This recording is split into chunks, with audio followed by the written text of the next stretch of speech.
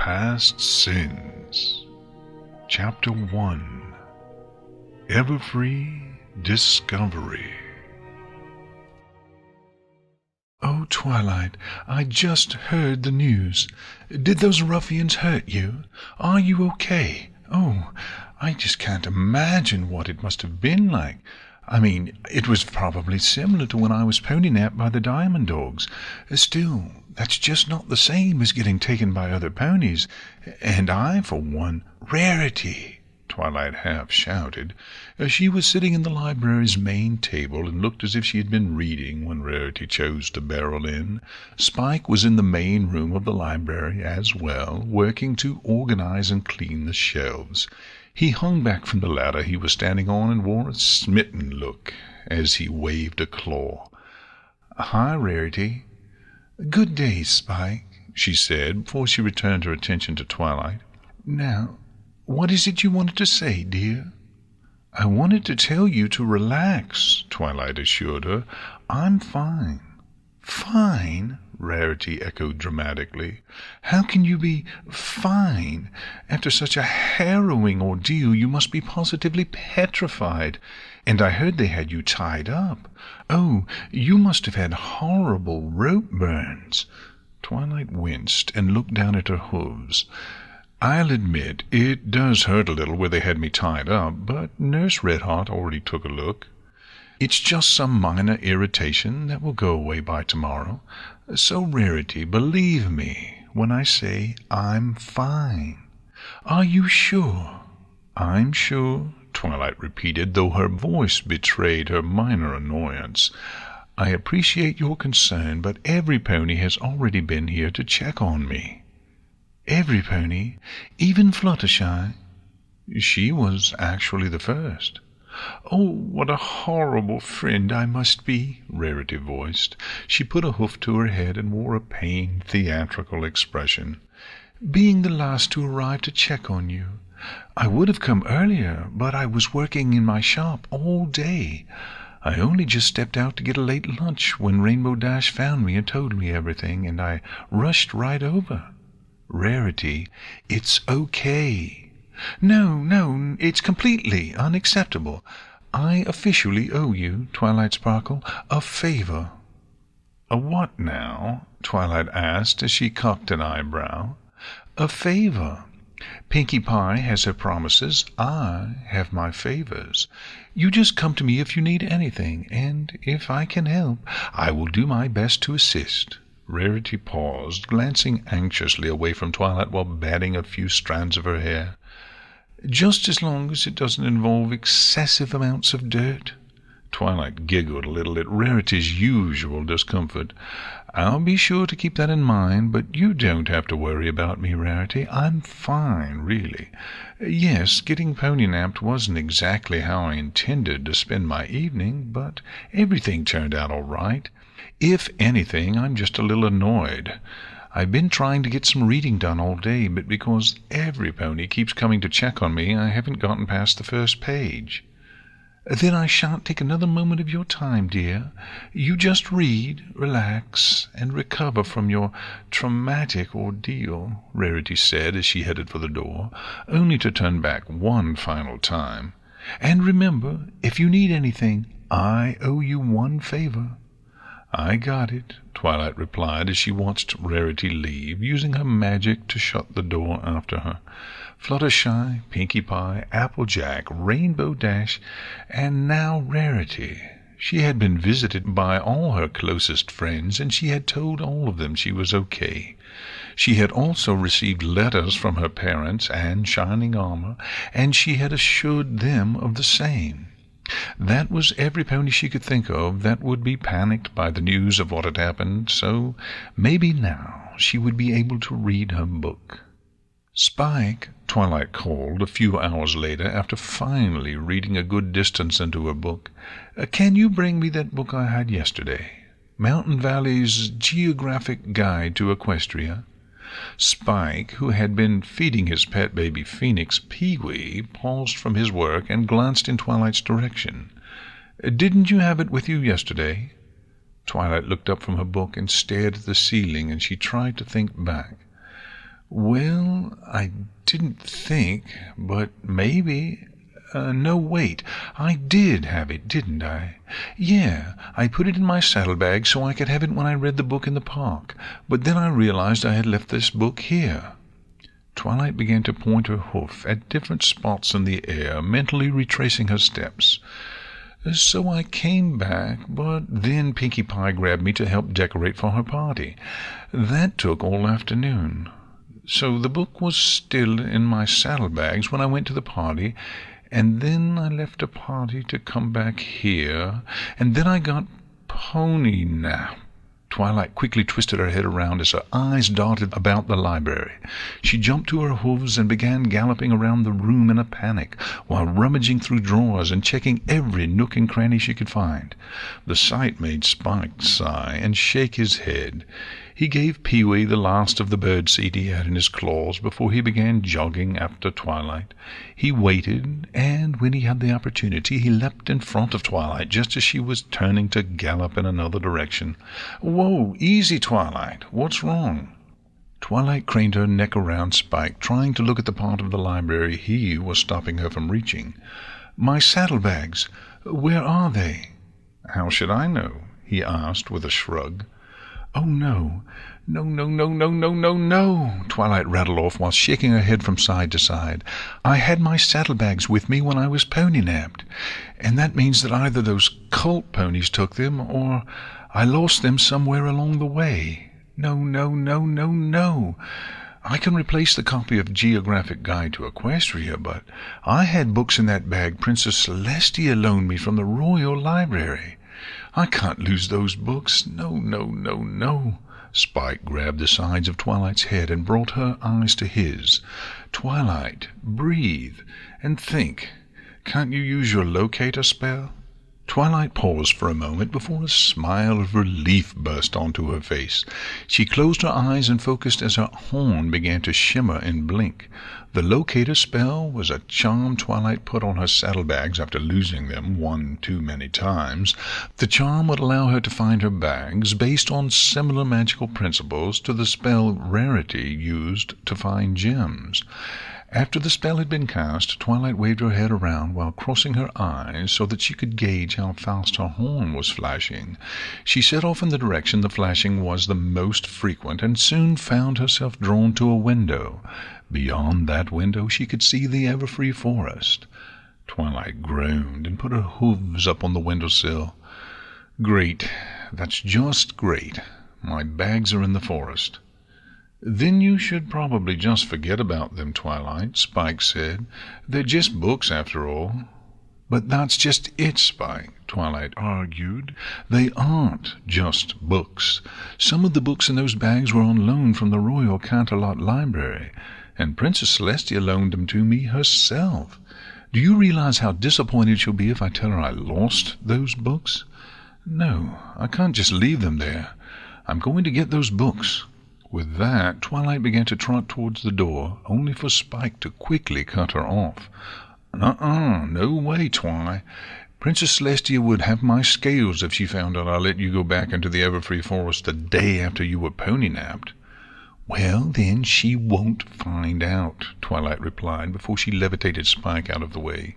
He, however, ran right back into her path.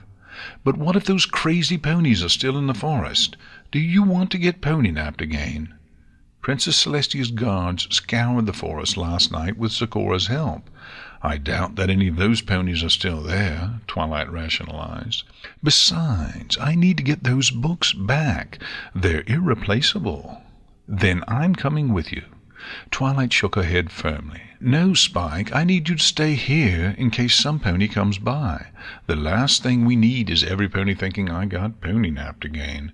And what if some pony comes by to check out a book? This is a library. We can't just close it whenever we want." Spike was not convinced. He crossed his arms and eyed Twilight. "I still don't like it. Can't you find some pony to go with you? Every pony else is busy, especially after taking time to come and see me. Besides, I've been to the Everfree forest before, Spike. I know how to keep myself out of trouble." "Says the pony that got turned to stone by a cockatrice," Spike pointed out. Twilight smiled weakly. I'll admit that wasn't one of my better moments. Still, if I'm not back in 3 hours, you can tell the princess that I left. You can even say that I put you to sleep with a sedation spell so you couldn't stop me. Twilight, I don't want you to go because I think it's dangerous, not because I don't want to get in trouble. Spike, I promise everything will be fine, Twilight reassured Spike as she walked around him and continued towards the door. Now just keep doing your chores and I'll be back before you know it. She glanced at the clock. It's just after 3, so if I'm not back by a little after 6, then you can tell Princess Celestia. But I promise I'll be back before then. Twilight swallowed nervously, stepping slowly through the forest as she kept her head down, following the light of her blinking horn. The threatening trees of the Everfree forest surrounded her, their mangled and twisted branches reaching down from the canopy like deadly claws. The silence of the forest was also strangely unnerving. Twilight's ears swiveled constantly to pick up any trace of sound, as shivers ran up her spine from both the tension and the chill in the air. Okay, maybe it won't be fine, Twilight muttered, finally admitting to herself that she wasn't ready to brave the forest alone. Logically, she tried to convince herself everything was fine, but her mind was still playing tricks on her. She couldn't keep herself from believing every pony-shaped shadow she saw was one of the cult ponies coming to pony-nap her again. She even charged off the forest path a few times, trying to get a jump on a would-be assailant, only to discover it was a bush or a tree branch. The situation was only made worse by the dark, gray, threatening clouds that were rolling in over the forest. It was the Everfree forest's first spring thunderstorm. Twilight could only imagine how horrible it would be to be caught in one of the forest's infamous wild storms. They were rumored to have winds strong enough to pick a pony off her hooves and throw her halfway across Equestria.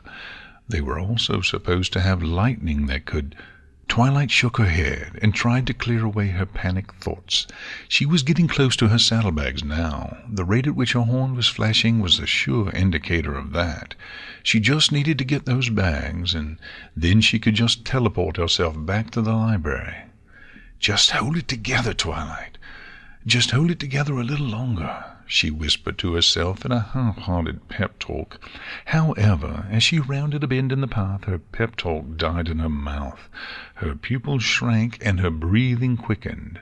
Her locator spell had led her back to where she had been the night before, the place where she had been held captive by the cult ponies. For a moment, Twilight had to fight the overpowering urge to teleport back to the library and leave her saddlebags and the rare books they contained to their fate. That urge, however, subsided when Twilight noticed her horn was blinking faster. She was close, so very close, and with a nervous swallow she mustered the courage to continue. She trotted along the edge of the clearing until she found the spot where her horn was flashing with the greatest frequency. She then rummaged through the bushes and, with a triumphant smile, found her saddlebags. Needing to be sure the books were okay, Twilight carried the bags to the center of the clearing and opened the flaps. A wave of relief swept across her body. None of the rare books were missing. In fact, nothing was missing, not even the more common texts she had been carrying. It was a discovery that brought a smile to Twilight's face as she levitated the bags over her head and settled them down on her back. Perfect. Now to just teleport myself back to the library and rustle. Twilight froze. Her eyes narrowed and her ears stood erect. Rustle, rustle. She turned her head and focused on the source of the noise. It was a single bush located on the edge of the clearing. Something was moving around inside the foliage just out of sight, causing the leaves to rustle. Almost instantly, Twilight's mind jumped to the worst-case scenario. She could imagine occultists leaping out of the bush to hog-tie her again, and this time, when they cut her, they would do far worse. They'd use something bigger than a dagger, like a sword, and they wouldn't just make a little paper cut either. They'd Twilight shook her head firmly. No, she couldn't think like that. That bush was too small to hide a full-grown pony. It's probably just an animal. Yes, it was just a rabbit or something. She'd just get a little closer, and the little furry creature would pop out and scamper off, and she could finally breathe. Unless it was a snake. Oh, if it was a snake, she was going to scream. Inching closer to the bush, Twilight made each hoof step as silent as possible. She strained her eyes to see into the darkness and kept her ears pointed forward to pick up any sound that might clue her in on what was hiding there. The branches rustled again, but whatever animal was inside had yet to jump free. Flash!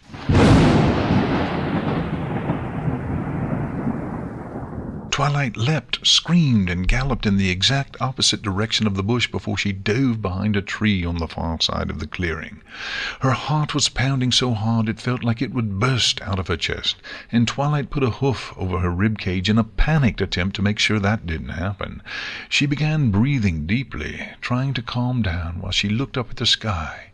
It was just a storm. It was just thunder. It was just thunder. Thunder that scared me half to death, but it was just thunder. As Twilight tried to calm herself, she began to hear something. It was soft at first, but as Twilight managed to calm her breathing, she began to hear the sound more clearly. It was crying. Some pony nearby was crying, and from the sound of the voice, it was a young filly. "Hello," Twilight called out, her ears swiveling as she tried to pinpoint the sound. "Is some pony there?" The crying quickly fell silent, as if the voice's owner was trying to hide. However, Twilight had been able to figure out the general direction it was coming from. She moved back into the forest clearing and continued to listen. "It's okay. I'm not going to hurt you." Twilight heard no voice call back to her, and she could only sigh and shake her head. "I must have just imagined it," she told herself quietly. She closed her eyes and began to prepare her teleportation spell. Flash! Again the storm caught Twilight by surprise. It wasn't as bad as the first time. She was able to keep herself standing in the center of the clearing instead of galloping off to hide. She did, however, throw an annoyed glare up at the clouds for startling her twice. The thunder had also brought with it another sound, the crying Twilight had heard earlier, and it was close. Her first instinct was to call out again, but she decided against it in fear of the pony falling silent again. Instead, Twilight swiveled her ears forward and listened. The crying was now accompanied by some rustling, and it took Twilight only a few moments to pinpoint its source. It was the bush from earlier, the one Twilight had feared hid some horrible danger. More concerned about the other pony than the possibility of being attacked, Twilight crept over to the bush as quietly as possible. As she drew close, she reached out with her magic and began to carefully grasp at the branches. If whatever was inside the bush decided to run away, Twilight wanted to at least get a good look at it before it escaped. Once she was standing beside the bush, Twilight swallowed nervously and braced herself. She then shoved the branches away and shut her eyes tight, a small part of her still expecting some pony in a cloak to jump out. When that didn't happen, Twilight cracked open her eyes and looked into the interior of the bush. What Twilight found, however, was nothing like she had expected. A filly, as young as Apple Bloom, was tangled up in the branches. It looked like she had been there a few hours, if not longer. She also had nicks and scratches all over, which Twilight could only guess had been caused by the bush's long, sharp thorns. Normally, Twilight would have reached out to help the filly, but instead she found herself frozen in place, her mind locked up, unable to process the filly's appearance. Her coat was a regal black. She possessed a long, rich purple mane that was currently tangled in the bush's thorny branches, and lastly, the filly had not only a pair of Pegasus wings, but a unicorn horn, making her an alicorn. Yet it was the filly's eyes that held Twilight's attention and filled her with fear. Those eyes were not shaped like a normal pony's. The turquoise orbs, which should have had round pupils, instead had dagger-shaped pupils. The whites of her eyes were also off. Instead of white, they were a lighter color that closely resembled the color of the irises. Above all, they were eyes Twilight had seen before. They were the eyes of Nightmare Moon. Twilight felt her breathing quicken as her memory slipped back into the night before. The cult said they were the servants of Nightmare Moon, and they were obviously trying to cast some kind of spell. She'd admit she hadn't gotten a great look at the clearing, but she had seen spell lines, bowls with powders, and the spell they were attempting, it wasn't some simple bit of magic. To need that much setup, the spell had to be powerful, perhaps the most powerful spell Twilight had ever seen. On top of that, they said that they were servants of Nightmare Moon. Yet, there was more to it than that. When they started to cast the spell, Twilight could feel it in her horn. The air became saturated with magical energy, and as the spell began to progress, the magic began to change, to feel familiar. It was a kind of magic she hadn't felt since... Twilight's pupils narrowed into fine points from the horror of the idea she had formulated. What if the spell cast was supposed to bring back Nightmare Moon? And what if it worked? It was insane. It was something that shouldn't work. Yet, how else could she have felt a strong aura of magic in the air? Why else would a filly she had never seen before, an alicorn with such a strong resemblance to the infamous Mare in the Moon, be in the same clearing? What was their goal? To resurrect Nightmare Moon? Did it work? Had the cult succeeded in bringing back Nightmare Moon? Was this Nightmare Moon? It had to be. There wasn't any other explanation for the intensity of the spell, nor the appearance of the filly. That crazy cult had actually brought back Nightmare Moon, and Twilight had to warn some pony, any pony. She had to write to Princess Celestia immediately. Or better yet, she had to confront this thing before it could get away and hurt some pony. Even if she was the size of a filly, Nightmare Moon was a master of deception and trickery. As far as Twilight knew, this was all just a trick. The alicorn could have simply been attempting to lure some pony into a trap, lying in wait for some pony to get close before attacking. Twilight bristled, furrowed her eyebrows, and glared at the filly. "I know," Twilight began harshly, only to stop abruptly. With just those two words, the filly shrank away whimpering, shutting her eyes, and the bush's thorns left fresh cuts and scrapes on her body. When the filly dared to open her eyes again, she was looking up at Twilight like she was some hungry, pony-eating monster. Twilight had never seen any pony look at her like that, and it caused her indignation to cool. She lifted her hoof and reached out as slowly as possible. The result was the same. The filly shied away, whimpered, trembled, and succeeded in injuring herself further on the bush's thorns. It was a reaction of pure fear. Twilight's brain did a flip-flop trying to process this. Nightmare Moon was one of the greatest threats to Equestria, second only to Discord himself. She was a monster that tried to, at best, scare Twilight and her new friends away, and at worst get them killed. She was supposed to be the worst part of Luna's psyche brought to life. At least that's what Twilight thought the insane cult's spell was supposed to do. Yet here she was, just a filly tangled in a thorn brush, and Twilight was unable to look away. The eyes that had once looked down on all ponies as if they were nothing but lowly insects were now filled to the brim with fear and pain. Some of the scratches from the bush were bleeding. The filly was terrified, hurt, and she needed help. "It's okay," Twilight soothed shakily. "I won't hurt you. She wasn't at all sure of what she was doing, but she had to, at the very least, get the filly out of the bush before she injured herself further. Taking hold of the bush magically, Twilight began carefully snapping away branches piece by piece. The filly winced a couple times during the process. Any small movement led to a thorn pricking her, but she kept her eyes locked on Twilight. The filly's eyes were still filled with fear, but behind that fear was a flicker of hope. Hope that the unicorn who had appeared was not a monster. A few minutes later, with a final snap, enough branches were cleared away for Twilight to gently levitate the filly out of the bush. She brought the filly, Nightmare Moon, out from the edge of the clearing and set her down on the center, where they both proceeded to stare at each other. Twilight's mind was spinning at 1,000,000 miles an hour, cycling through the same thoughts over and over again. Was this really Nightmare Moon? Was that the purpose of the spell last night? Did it work? How did it work? How could there be a Nightmare Moon without Luna? Weren't they one and the same? Why was Nightmare Moon so small?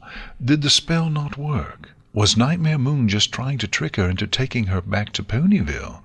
Was she only pretending to be so small and helpless? Was she dangerous? Was this really Nightmare Moon? Round and round the thoughts circled. Twilight was unable to stop herself. It was the storm that finally managed to break the endless loop. Another wave of thunder cut through the air, snapping Twilight back to reality. Just as quickly she noticed that the filly had rushed up to her. Trembling like a leaf, the filly clung to Twilight's leg, eyes shut tight. She was scared of the thunderstorm. Would Nightmare Moon ever be scared of a storm? Could she just be playing a trick, trying to lull her into a false sense of security? Twilight just couldn't be sure. Her mind was telling her that the filly couldn't be trusted, that she should just leave her in the forest, tell Princess Celestia, and let her deal with it. At the same time, if the filly was Nightmare Moon, Twilight couldn't just leave her in the forest. If she did, then there was a chance that the filly would disappear. No, if the filly was a danger to Equestria, Twilight had to keep track of her, if only to be sure she couldn't hurt any pony. That, and Twilight couldn't deny it didn't feel right to leave any pony alone in the dangerous forest, even a pony who was arguably an enemy. Would you like to come back to Ponyville with me?" Twilight asked, unable to think of a better way to try and ask the filly to come along willingly. The little pony remained silent, but her eyes spoke a reply, even before her head did. She nodded shakily and clung even closer to Twilight, looking up upon her like she was the grand savior from a storybook. Twilight might have smiled at this if it weren't for the raindrops that were starting to fall on her head. "Oh, great," Twilight muttered, flinching a bit as the rain started to worsen. With the storm coming quickly, Twilight did the only thing she could think of. She picked up the filly and nestled her between her saddlebags. Twilight then turned her magic above her head, projecting a transparent barrier just in time to shield them from the rain. Twilight then took in a deep breath and tried to cast her teleportation spell, but she couldn't get it to work. To teleport herself and others, Twilight used not only her magic, but also the magic that occurred naturally in Equestria. Yet, no matter how hard she tried, she couldn't draw in enough magic from around her and the filly. The air had been leached dry of all magic, even though the evening before it had been oversaturated with mystical energy. Finally, Twilight was forced to give up. If she strained herself any further, she wouldn't have enough magic to power the barrier spell separating her and the filly from the rainstorm, nor enough energy to walk all the way back to the library. With a sigh, Twilight began to walk.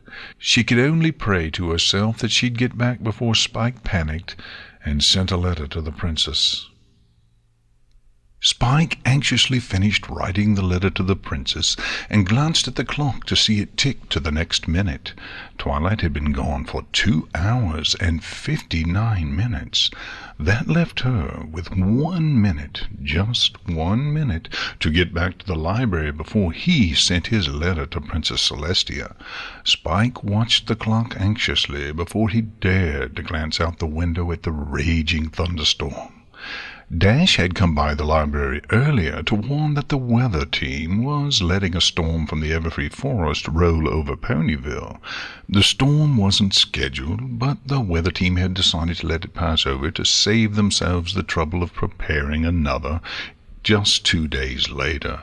It made sense, but the storm was still pretty nasty. Thunder, lightning, wind, and pounding rain all came together at once, and Twilight was out in that weather, possibly hurt or even pony-napped. Spike glanced at the clock again and watched as the minute changed. It was official. It had been 3 hours, and Twilight hadn't returned. Spike began to breathe in the message to Celestia mere moments from being magically sent to Canterlot when the library door suddenly swung open. "Spike, don't you dare breathe out!" Twilight yelled, pointing a commanding hoof at him. She was covered in mud and grime up to her neck. Little leaves and sticks were caught in her mane, and a tired expression was on her face. Still, Spike couldn't help but smile. He tossed the letter aside and ran up to Twilight. "Where were you?" Spike asked, in a combination of worry and relief. He would have hugged her leg, but he noticed how muddy she was. "In the Everfree forest, like I told you. It just took longer to find my bags than I expected, and then I had to walk back in the storm," Twilight said. She did her best to wipe her hooves clean on the welcome mat before stepping inside. "Why couldn't you teleport back? Did something happen? Are you okay?" "Yes, I'm fine," Twilight reassured him. "There was just something wrong in the forest. I couldn't get a strong enough magical charge to teleport. It was like almost all the magic had been sucked out of the air. I'll be fine. All I need is a bath and some dinner." "Well then, you go straight upstairs and take a bath," Spike lectured her. "I'll make dinner. How about some soup and sandwiches?" "Can you make it celery soup and daffodil sandwiches?" Twilight asked as she levitated the books from her saddlebags and placed them in Spike's waiting arms. "Of course. 1 order of celery soup and daffodil sandwiches coming right up, after I get these books put away," Spike said. He then turned and began the quick task of putting the tomes Twilight had just retrieved back in their places. While he did that, Twilight headed to the second floor of the library. She crossed her bedroom and entered the bathroom. It was small and cozy, with a bathtub that doubled as a shower, and all the basic amenities. Nothing fancy, but it got the job done. Twilight shut and locked the door before breathing a sigh of relief and looking over her shoulder.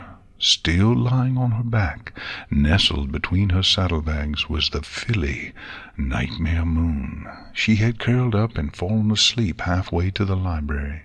Thankfully, Spike hadn't noticed the breathing black mass that was partially hidden by Twilight's mane and saddlebags. For the moment, Twilight just let the filly sleep while she turned on the bathtub faucet. The tub began to fill, and as it did, Twilight opened the medicine cabinet to gather some first aid supplies. While most of the injuries the filly had from the thorny bush were tiny, there were a couple Twilight wanted to bandage. Twilight waited until the tub was almost full before shutting off the faucets. The perfectly warm water gently steamed in the cool bathroom air, and a shiver of relief crawled down her body just from sinking her hoof into the water.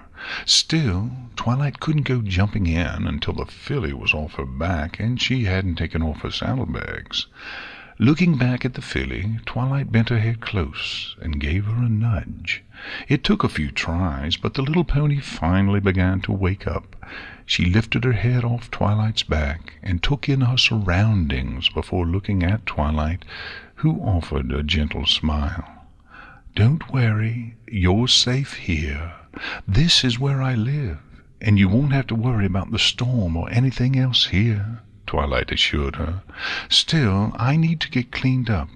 Would you mind getting off my back while I take a quick bath?" The filly shook her head once before very carefully and cautiously getting to her hooves and jumping off Twilight's back. Her little wings slowed her descent to the floor, allowing her to land gently. She, however, didn't stay on her hooves for long. She lay down and curled up into a small ball on the soft bathroom mat below the sink. With the filly off her back, Twilight was able to remove her mud-splattered saddlebags and climb into the bathtub. She winced a little as hot water came into contact with colder parts of her body, but she eventually sank in with a relieved sigh. After tromping around in the storm, Twilight wanted nothing more than to soak in the warm water. She, however, needed to make it a quick bath. She picked up a brush and worked to remove the mud, twigs, and leaves that clung close to her.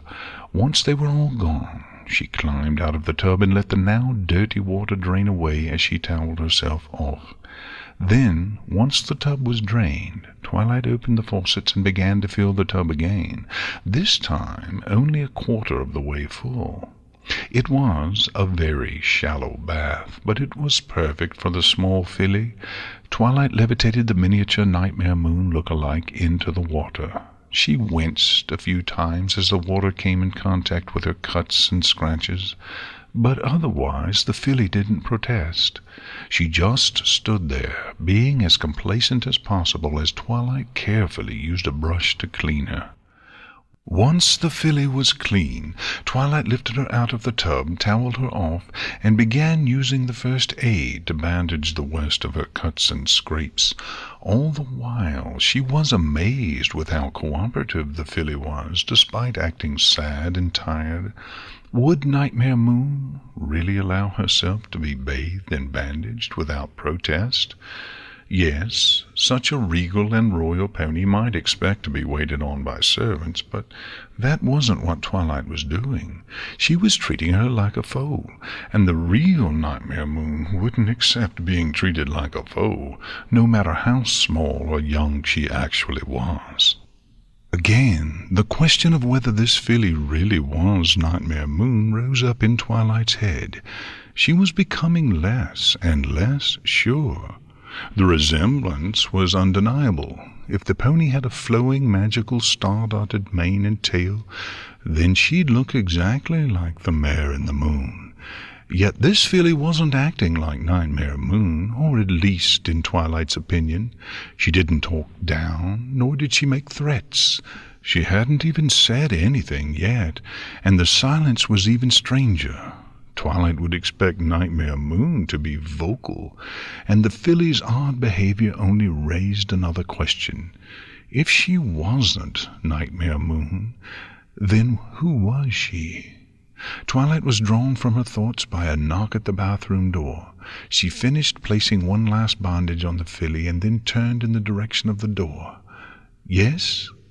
"Hey, Twilight, I've got your dinner." Twilight glanced over her shoulder, both to speak in Spike's direction and to make sure he wasn't coming into the bathroom.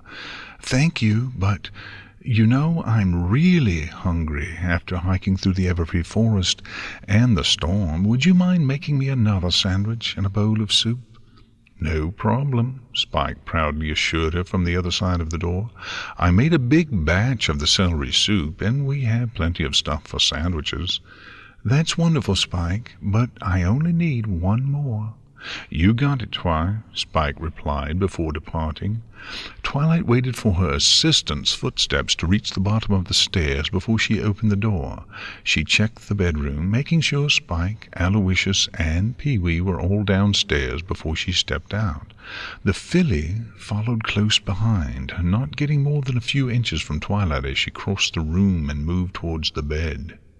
The meal Spike had brought in was sitting on her bedside table. It looked good, and Twilight was starving. However, instead of digging in herself, she levitated the filly up onto her bed and set the food out in front of her. "Here, you go ahead and eat this. I'm going to go downstairs and talk with Spike." Twilight said, her words coming with a comforting smile. The filly, again, didn't offer much more than a simple nod in reply. She leaned forward and took a bite from the sandwich. It was a small bite, but it was quickly followed by another, and another, and another, as the filly eagerly devoured the food. It was the first real sign of life Twilight had seen from the Nightmare Moon look-alike, and it was encouraging, to say the least. For now, however, she had to leave the filly to her meal. She needed to go downstairs and tell Spike the truth before he discovered the filly for himself, assumed the worst, and sent a letter to Princess Celestia. It had taken a couple of hours to convince Spike not to write to Princess Celestia and tell her about the filly. He, like Twilight, at first assumed that she was Nightmare Moon reborn, and that the princess had to be told. He had even written up a letter and was about to send it before Twilight snatched it away and threw it in the garbage. Twilight's arguments were weak. All she could really say was that the filly really didn't seem to act like Nightmare Moon. In her logical mind, Twilight knew that Spike was probably right. They needed to tell the princess, but once again Twilight's imagination betrayed her. Princess Celestia had banished Nightmare Moon to the moon for 1,000 years. Twilight feared she would do the same to the little pony, and that just didn't feel like something the filly deserved. In the end, Twilight only got Spike to agree to silence by promising that she'd go buy him a large sapphire from Rarity as a bribe. It wasn't how she would have liked to obtain his silence, but Spike had Pinkie Pie promised that if she got him the jam in the morning, he would keep quiet about the filly until she wanted to tell Princess Celestia. Having eaten her own dinner during the negotiations, Twilight made her way back up to the bedroom. She was a little worried about what she would find. There was a chance that in the past 2 hours the filly had grown into an adult Nightmare Moon and was ready to attack. Yet, after she opened the bedroom door, Twilight saw that the filly was still sitting on her bed, the sandwich and soup long eaten. Taking a moment to steady herself, Twilight approached the filly, and again she found herself torn on just how she was supposed to act. Nightmare Moon had tried twice to plunge Equestria into eternal night, but the filly didn't seem like a danger. She should have consulted Princess Celestia already, but she just wasn't sure enough. It was a stalemate between her fear of what the filly could do and her fear of what the princess would do if she found out. She wasn't convinced enough to tell the princess, but she couldn't let her guard down either. If she did, there was a chance the filly would show her true colors, transform into Nightmare Moon, and attack. It was better to be safe than sorry, and Twilight chose to keep her guard up. She'd watch and be ready to bolt out of the room should things become dangerous. At the moment, however, she needed to find out more about the filly. She needed to see if she remembered being Nightmare Moon, or maybe had other memories, something to prove who she was. "Are you feeling better?" The filly nodded only once, barely meeting Twilight's eyes. "That's good," Twilight replied before taking a seat beside the bed. "So, do you know where you are? Do you remember where you were before I found you?" The filly shook her head, the first of many such replies. Twilight asked the filly what she did remember, what she knew, and a whole slew of other questions. Yet, while there were few nods here and there, most of Twilight's questions were met with a shake of the filly's head, and each shake seemed to cause the filly's eyes to tear up a little bit more. The breaking point came when Twilight asked the filly if she remembered her name, which caused her to break down and cry. It wasn't wailing or outright sobbing, but a quiet cry, where she sniffled as tears poured down her cheeks. It was a sight that helped Twilight understand why the little pony had been so quiet and subdued. She was scared and confused. The only memories she seemed to have were the ones of the past several hours. She had no memories of her own, yet possessed some common knowledge, like an understanding of equestrian language. Twilight found it difficult to even imagine having so few memories. It did, however, support her theory that this little filly had been produced by the spell cast by the cult. It would make sense for her to only have a few hours of memory, as the spell had only been cast the night before. Again, the question of whether or not the filly was really Nightmare Moon reared its ugly head, but it was a question Twilight chose to shelve in her mind for later. The filly was still crying, and it was pitting Twilight against herself. She had every desire to keep her guard up in case the filly was truly dangerous, but at the same time she couldn't in good conscience ignore how scared the filly was. So, despite her own anxieties, Twilight crawled up onto the bed and lay down beside the young alicorn, doing her best to comfort the crying filly. It took about half an hour for the filly to finally calm down and cry herself dry. The tears seemed to have a good effect on the filly, for she looked less scared than she had been. She lay right next to Twilight and was working to dry her eyes as she rested her head against Twilight's shoulder. "Feeling better?" Twilight quietly asked. "Yes," the filly shakily answered, the first word Twilight heard her say the entire night. Her voice had a musical quality, but a fragility to it as well. It reminded Twilight of the time she had seen an earth pony playing crystal juice glasses filled with water, a glass harp. It was a feat made easier by the special horseshoes the pony had on, but it was still impressive to watch and listen to. A voice like a glass harp. Certainly not the voice Twilight would pair with an evil fallen princess bent on creating an eternal night. "That's good," Twilight replied before falling silent. She struggled to find something to say. When nothing came to mind, Twilight glanced at the clock and noticed the late hour. "So, it's been a long day. How about we get some sleep?" Can I sleep here?" the filly asked as she looked up at Twilight, a question that brought fresh unease to Twilight's mind. Letting the filly sleep in the same bed was asking for trouble. If she was Nightmare Moon and just playing some cruel trick, Twilight was just asking to be attacked in the middle of the night. At the same time, Twilight couldn't bring herself to refuse. It was like her mouth had forgotten how to form the word no in the face of the filly's pleading eyes. "Yes, you can," Twilight finally relented. "But how about I make it so we're both more comfortable?" With that, Twilight lit her horn and used her magic to shift a few blankets and pillows around. She first tucked herself beneath the covers. Then she set the filly down on top of the bed's blanket and gave her a spare blanket and pillow. The blanket and pillow were meant for Spike's basket, but they were the perfect size for the filly.